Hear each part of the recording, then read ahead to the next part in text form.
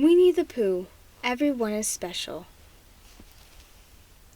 One lovely morning in the 100-acre wood, Tigger bounced over to Pooh's house for breakfast.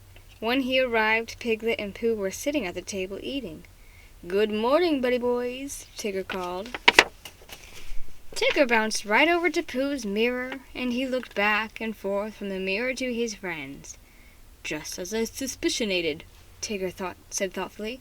"No stripes." "Whatever do you mean?" asked Piglet. "You and Pooh don't have any stripes," Tigger insisted. "Except on my shirt," replied Piglet, looking down.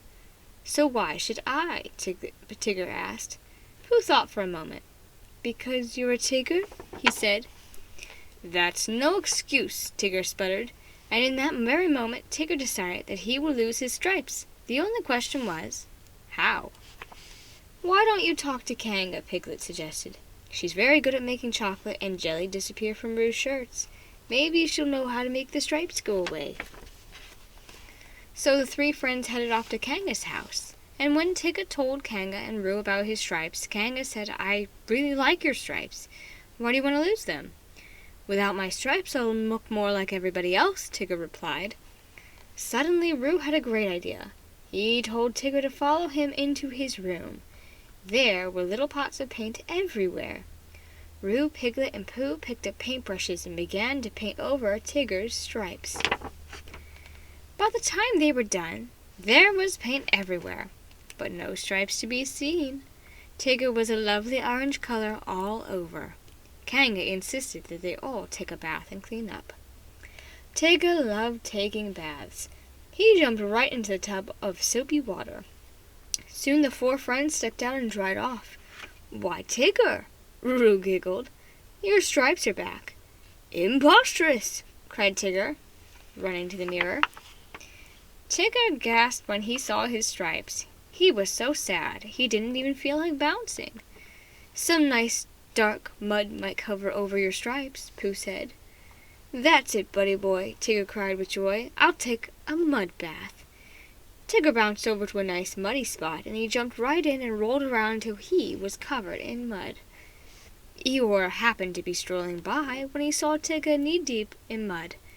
"Mr. Spot," Eeyore sighed, dipping his tail into the mud. When they were finished, Tigger smiled. "Now that should do the trick."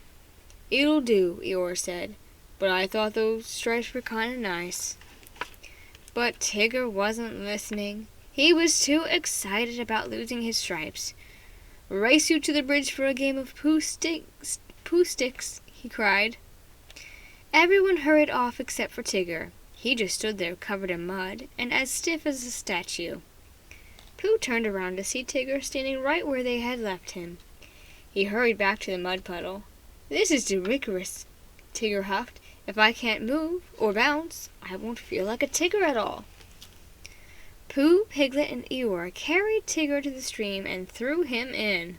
When he was back to normal, Piglet asked him if he was ready to stop trying to lose his stripes. "No, sirree, Piglet, old pal," Tigger said. "Tiggers never give up." Pooh suggested that they visit his thoughtful spot to think. He was sure that he could come up with an idea for losing Tigger's stripes. Pooh said thoughtfully. "I don't suppose you'd like to try my special honey dip?" "I'll try anything to lose these stripes, buddy boy," Tigger said, perking up. What's a honey dip?" They all went back to Pooh's house and gathered several honey pots. Then Pooh took Tigger outside and poured honey all over him.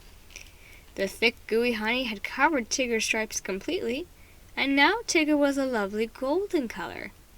But no sooner were they done when a swarm of bees flew by and chased Tigger back to the bridge.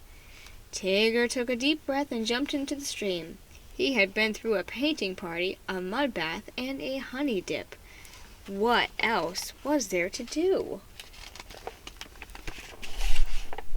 Looking up, Tigger saw Owl flying overhead. "Hello, Tigger!" cried Owl. "I could see those big bold stripes of yours a mile away." Suddenly Tigger felt very proud. Oh, on his way back to Pooh's house, Tigger bounced by rabbits. "Glad you stopped by," said Rabbit. I wanted you to see my tulips, my striped tulips. I got the idea to plant them from your stripes." Tigger began to think. Hadn't everyone said that they really liked his stripes? Why, his stripes had even helped Owl spot him from way up high. Now they'd given Rabbit an idea for a new flower. Imagine that. "Hoo, hoo, hoo," Tigger chuckled. "Stripes are splendiferous." And feeling like his old self, his old bouncy self, Tigger bounced back to Pooh's to make an announcement. "I've made up my mind, buddy boys," Tigger said. "I've decided to keep my stripes. Why, I just wouldn't be me without them.